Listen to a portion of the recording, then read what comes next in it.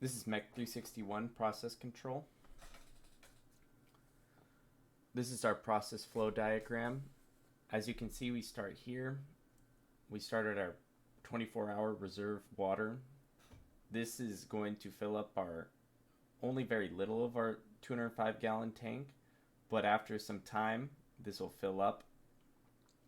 Or you can just start it up with a full tank. But this main purpose is to add water that's free from chlorine and anything else, just to keep the fish tank full whenever this low level sensor is triggered. That then leads to the normally closed valves, and then that leads to the biofilter. Then that leads to a split here, which goes to either the fill and drain or the deep water culture, and then that's pumped back to the fish tank. And I'll explain this more in depth in the next diagram. Then we also have an emergency drain. So now here we have the PNID, which is a form of instrumentation diagram. And as you can see, we have a little bit more of information going. We're going to start here at this level transmitter, LT01. And this is going to signify from the low level sensor here to the PLC to pump 1 that we need to pump water into here. Then from here, we have a high level sensor for LT02. That's going to lead to a PLC02, which is then going to open up the normally closed flow valve 02. And then from there, to get down to the biofilter, we can see that we have a level transmitter here for high sensor that's going to then shut off this valve.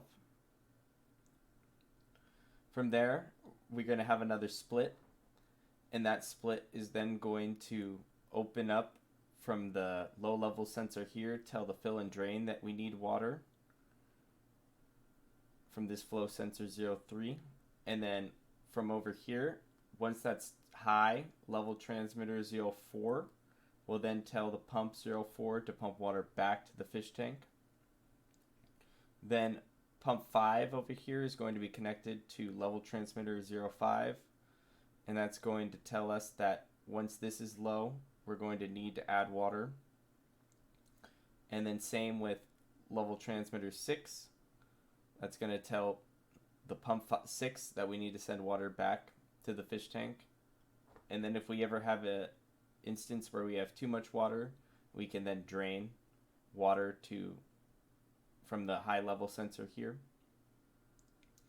As we can see, there's two that are connected off the same, LT02 and LT07. And then here down for 02 and 08, they're both using the same valve. These are using the same sensor. From there, we have our sequential function chart, and that's going to be very similar. It says LT01, level transmitter 01, and that's going to be our start. And that's going to lead us to step 1. Step 1 is then going to be pump 1, which is our emergency pump to the fish tank. Then we have our LT02, which is going to open up our flow valve to the biofilter.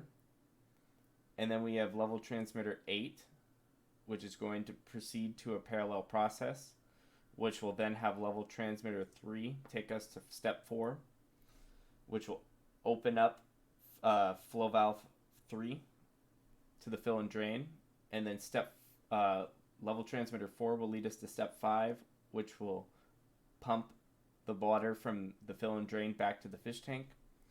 Level transmitter 05 will then lead us to step 6, which will pump to the fill and drain from the biofilter. And then level transmitter 6 will then pump this water back to the fish tank.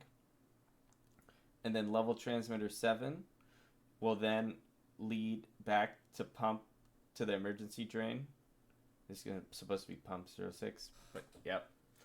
And then we're going to go back to LT01.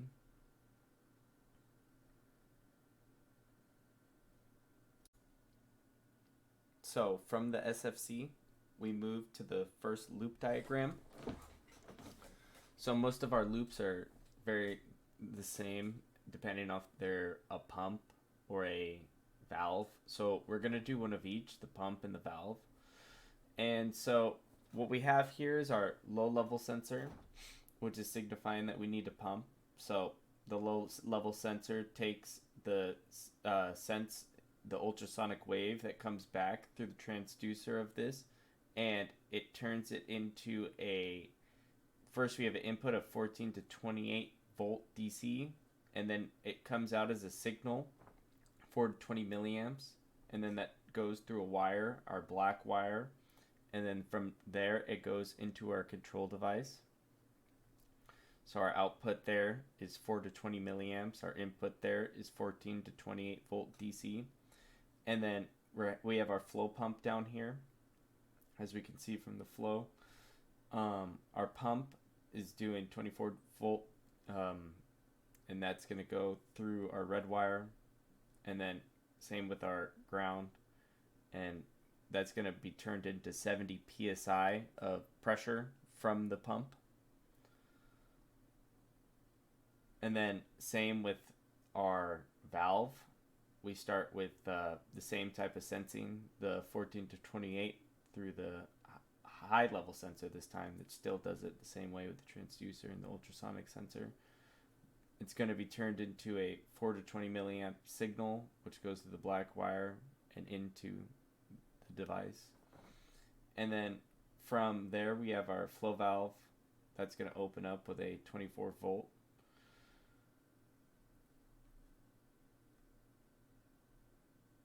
And then from there we have our illustration of it, which it's the fish tank. We have our sensors.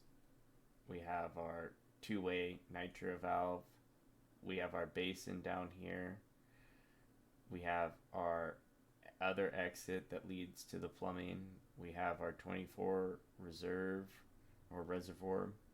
We have our deep water culture, our fill and our drain. We have our high sensor, our low sensor. We have our high sensor, our low sensor, high sensor, low sensor. This one only needs a high sensor. We have our two lights that are above. We have a pump that leads to the back, to the top, as we can see, into the sides, so it can fill up from there. All three pumps. We have also one from the reservoir, and then exit. We have our deep water culture. We have, these are going to be more fish tanks, actually, 40-gallon fish tanks, because they're supposed to be 37.5 gallons. We can just do a 40-gallon fish tank and call it good with that.